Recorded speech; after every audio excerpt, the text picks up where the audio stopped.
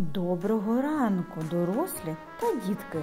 Кожного року, 25 лютого, ми святкуємо День української жінки на честь народної видатної письменниці Лесі Українки, яка і стала символом сили, мудрості і незламності українських жінок. А зараз давайте разом з вами з'ясуємо, яка ж вона українська жінка.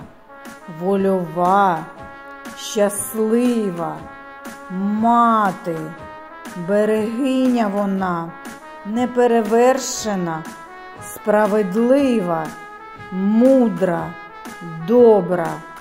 Тож запам'ятайте, будь ласка, що 25 лютого ми святкуємо День української жінки.